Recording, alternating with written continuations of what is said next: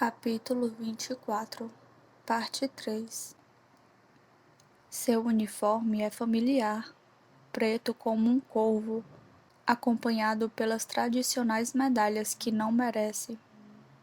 Ele sorri para o paletó de Cole, reparando com satisfação nas cores invertidas, provavelmente feliz por ter tomado os símbolos do irmão. Nos saúda com frieza e com um deleite evidente, ansioso para tornar tudo o mais doloroso possível.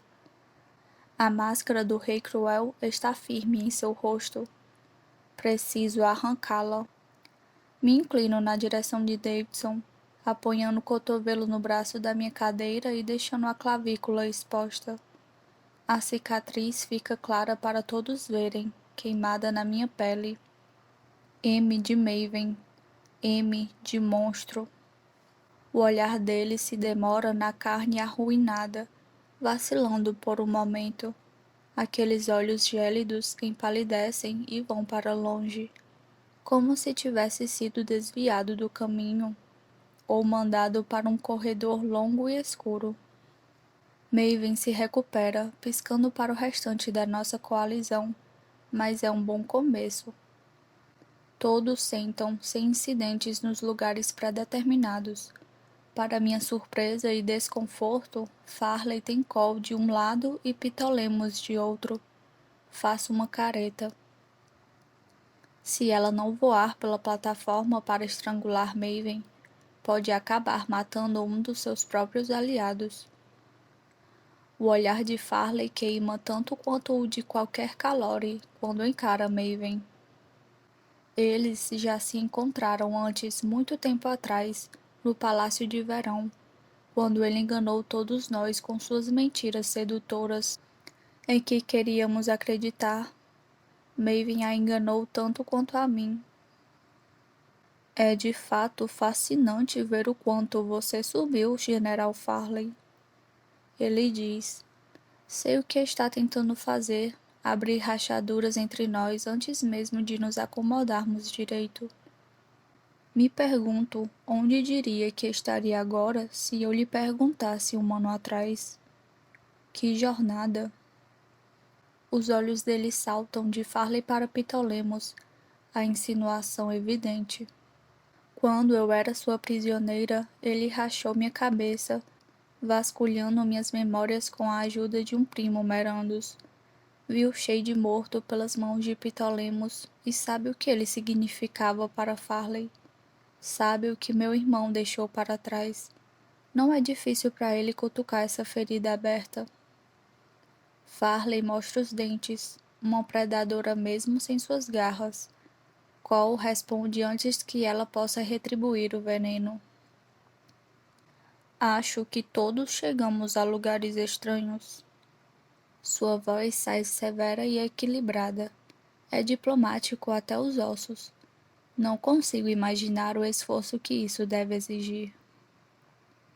Não é sempre que um rei de Norta senta perto das rainhas de Lakeland. Maven só escarnece. Ele é bem melhor nisso do que Cole jamais será. Não é sempre que o primogênito senta em qualquer lugar que não o trono.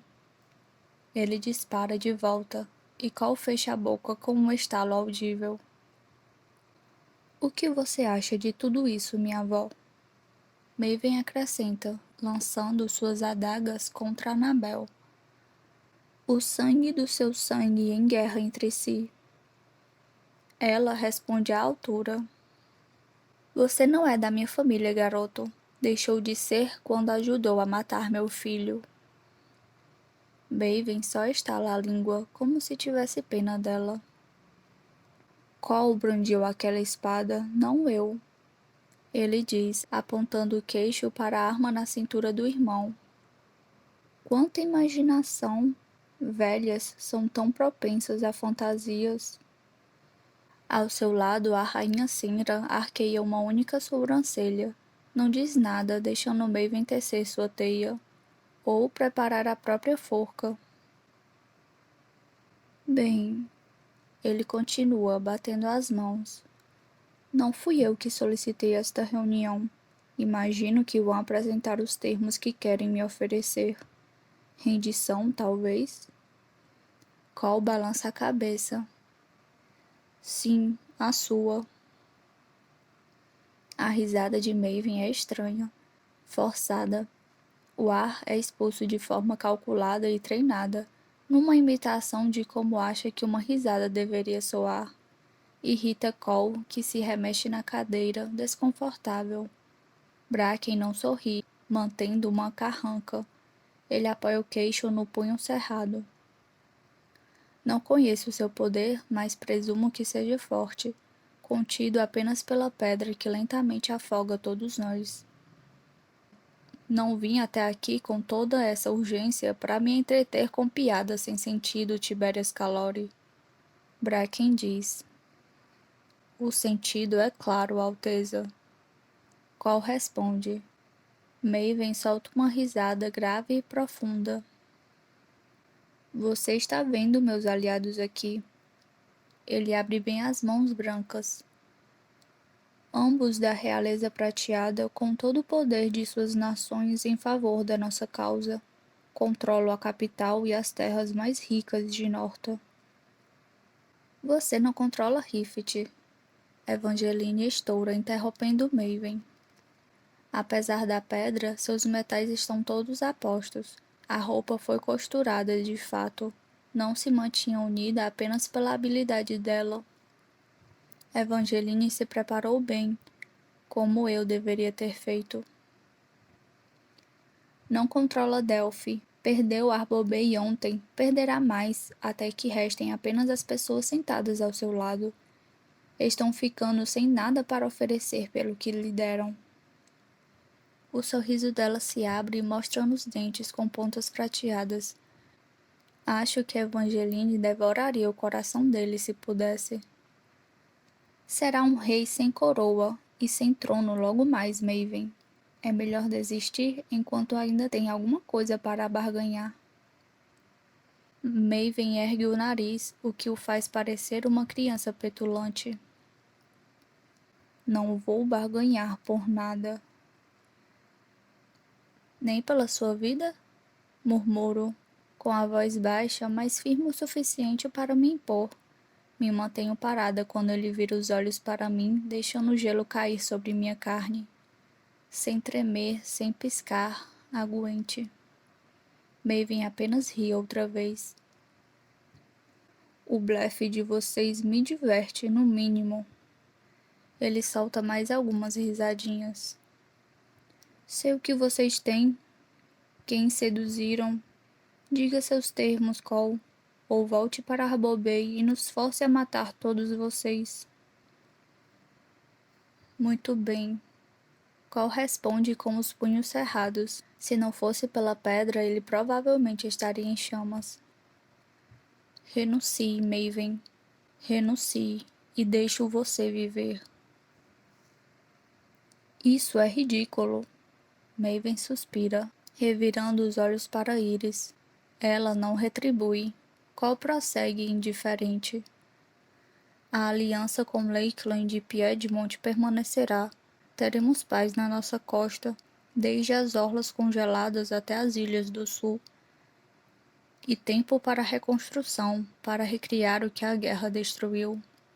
Para curar as feridas e corrigir os erros que nos perseguem há séculos.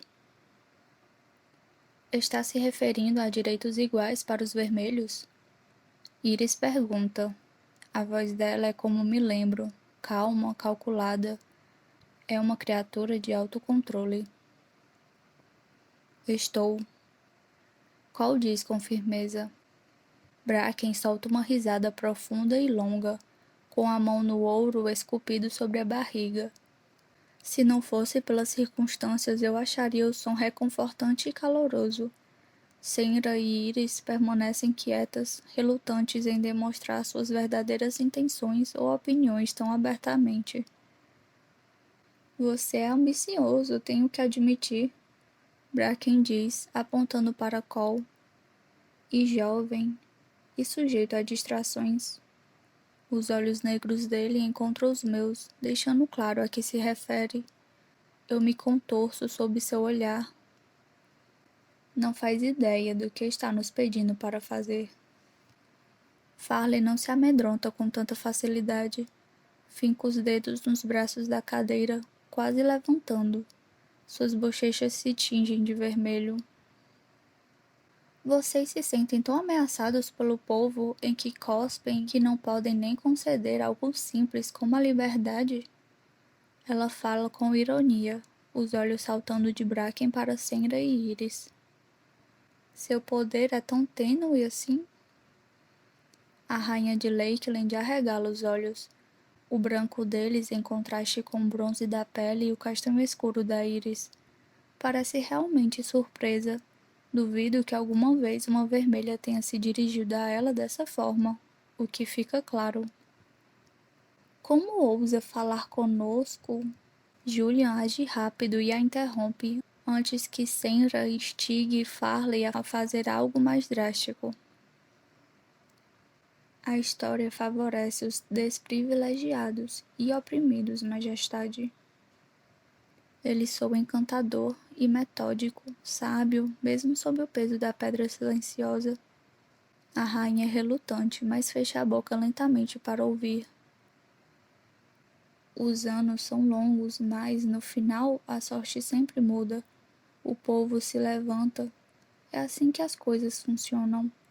Ou se permite que a mudança venha por bem, facilitando o processo, ou se enfrenta a fúria de tal força.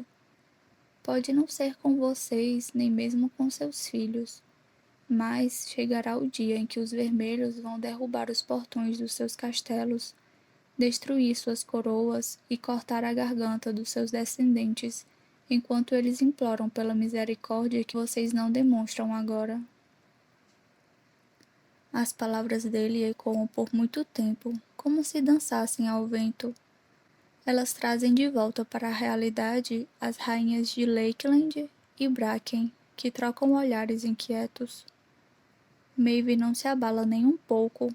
Lança seu olhar malicioso sobre Lord Jacos, as pupilas brilhando. Sempre desprezou Julian. Você ensaiou isso, Julian? Sempre me perguntei por que passava tanto tempo sozinho na biblioteca. É fácil demais rebater as farpas. Duvido que alguém passe mais tempo sozinho que você. Digo, me inclinando mais uma vez para a frente para mostrar a cicatriz. A combinação deixa pálido, com a boca entreaberta, a respiração sibila por entre os dentes expostos. Parece que quer me beijar ou rasgar minha garganta. Duvido que conseguisse escolher. Cuidado, Maven. Pressiono, levando-o ao limite da tolerância. Essa sua máscara pode cair. O medo brilha nos olhos dele. Então a expressão se desfaz, a testa se franze e os lábios se curvam para baixo, mostrando mais dentes. Com as sombras sob seus olhos e sob as maçãs do rosto, parece uma caveira, branco como o luar. Eu poderia matar você, vermelha. Maven rosna, sem se envergonhar da ameaça vazia. É engraçado, porque teve essa oportunidade por 6 longos meses. Passo as mãos pelo peito, me demorando na cicatriz. Mas aqui estou. Desvio o olhar antes que ele possa dizer mais alguma coisa e me dirijo aos seus aliados. Maven Calori é, no mínimo, instável. Estou muito ciente da atenção deles, do peso de 3 coroas me olhando, bem como da pressão constante e esmagadora da pedra silenciosa. Gostaria de poder sentir minha eletricidade e extrair um pouco de força dela, mas só possuo o que restou de mim, e tem que ser o suficiente. Todos vocês sabem, qualquer que sejam os benefícios do reinado dele, não superam os riscos. Ele será deposto, ou por nós, ou pelo esfacelamento do país. Olhem à sua volta. Quantas casas se sentam com ele? Onde estão? Gesticulo para os sentinelas, seus próprios guardas, sem mais ninguém de Norta presente. Nada de casa Welly, da casa Ossanos ou qualquer outra. Não sei onde estão, mas sua ausência diz muito. Vocês são o escudo dele. Maven está usando seus países. Ele vai se virar contra vocês um dia, quando tiver força suficiente para descartá-los. Maven não tem lealdade ou amor no coração. O garoto que se autoproclamou rei é uma casca vazia, um perigo para tudo e para todos. Maven se concentra em suas mãos, ajustando os punhos do uniforme. Qualquer coisa para parecer indiferente. É um fingimento muito ruim, especialmente para alguém tão talentoso quanto ele. Mantenho minha cabeça erguida. Por que continuar sustentando essa loucura? Para quê? À minha esquerda, Farley se mexe e sua cadeira range. Seu olhar tem todo o fogo que os Calori não podem invocar. Porque eles preferem se matar a se igualar a qualquer sangue que não seja da cor certa. Ela sibila. Farley. Cole resmunga. Para minha surpresa, Evangeline assume a frente, atraindo a atenção para si. Ela aperta os lábios e ajeita o vestido com gestos chamativos. É muito claro o que está acontecendo aqui. Você diz que Maven está usando os dois como escudo? Ela fala, quase rindo. Onde estão seus exércitos, Rainha Sandra? E os seus, Príncipe Bracken? Quem está sangrando de fato nessa guerra? Se alguém aqui é um escudo, é Maven. Eles estão usando um garotinho contra seu irmão mais velho, jogando um contra o outro até que se sintam confiantes de que podem destruir o que restou. Não é verdade? Eles não negam, sem querer dar espaço a tal alegação. Iris tenta outra tática, se inclinando na direção da princesa Samus com um leve sorriso. Devo presumir o mesmo sobre você, Evangeline. Ou Tiberius Calori não é uma arma para Rift. Maven acena para sua rainha recuar. Ele olha para Cole e para Farley. Ela é o ponto fraco aqui, ou pelo menos ele pensa que é. Boa sorte. Não, não Cole. Ele diz, ronronando. Os vermelhos, os vira-latas de Monte Forte. Conheço o Volo e os outros prateados que se rebelaram. Não vão tolerar nenhuma liberdade para os vermelhos além do necessário. Não é mesmo, Nabel? Ele acrescenta, lançando um sorriso para a avó. Ela meramente se vira, se recusando até mesmo a olhar para ele. Apesar de toda sua pose, o sorriso de Maven diminui um pouco. Farley não cai na armadilha dessa vez. Ela se mantém parada. Davidson bate as mãos lentamente, inclinando a cabeça na direção do falso rei. Tenho que aplaudir você, Maven. Ele diz. A calma demonstrada pelo primeiro-ministro é um descanso bem-vindo de todo o veneno. Admito que não esperava uma manipulação tão hábil de alguém tão jovem, mas presumo que sua mãe o criou assim, não foi? Ele acrescenta, olhando para mim. Isso incendeia Maven mais do que qualquer outra coisa. Ele sabe o que aquela insinuação quer dizer. Que contei a eles tudo o que pude a seu respeito. A respeito do que a mãe lhe fez. Sim, Maven foi fabricado por ela. Murmuro. É como se eu girasse uma faca nas entranhas dele. Não importa quem deveria se tornar, aquela pessoa se foi por completo. A voz de Cole é suave ao lançar o golpe final. E nunca vai voltar. Se não fosse pela pedra silenciosa, Maven queimaria.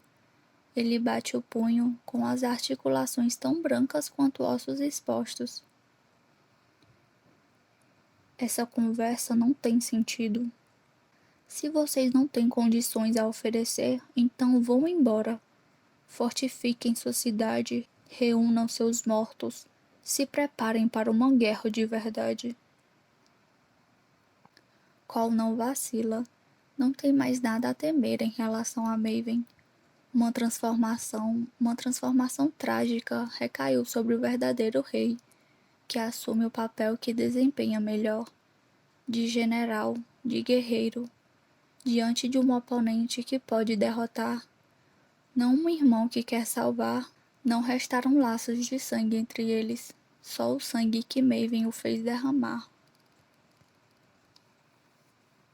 A verdadeira guerra já chegou. Cole responde, sua calma contrastando com o descontrole repentino do irmão. A tempestade começou, Maven, quer você queira admitir ou não. Tento fazer como Cole fez. Tento deixar tudo para trás. A máscara falsa do garoto gentil e esquecido já se foi. Nem mesmo seu fantasma sobrou. Só há a pessoa na minha frente, com seu ódio, sua obsessão e seu amor pervertido. Aguente, sibilo na minha cabeça. Maven é um monstro. Ele me marcou, me aprisionou, me torturou da pior forma possível, para me manter ao seu lado, para alimentar a fera que ronda o interior de seu crânio. Mas, por mais que eu tente, não consigo evitar enxergar um pouco de mim mesma refletido nele. Presa por uma tempestade, incapaz de me libertar. Esse mundo é uma tempestade que ajudei a criar. Todos ajudamos, em maior ou menor proporção, com passos que não podíamos calcular, por caminhos pelos quais jamais imaginamos caminhar. Dion viu tudo. Me pergunto, quando o gatilho foi disparado, qual foi a escolha que desencadeou tudo? Foi Elara, vendo dentro da minha cabeça uma oportunidade para atacar a Guarda Escarlate? Foi Evangeline me fazendo cair na arena da prova real? Foi Cole segurando minha mão quando eu era só uma ladra vermelha? Ou Killorn com seu destino decidido pela morte do mestre e a maldição do alistamento? Talvez nem tenha começado com nenhum de nós. Pode ter sido com a mãe e a irmã de Farley, afogadas pelo rei de Lakeland, instigando o pai dela, o coronel, a agir. Ou Davidson, escapando da morte nas legiões, para construir um novo tipo de futuro em Montfort. Talvez alguém ainda mais distante, 100, 1000 anos atrás.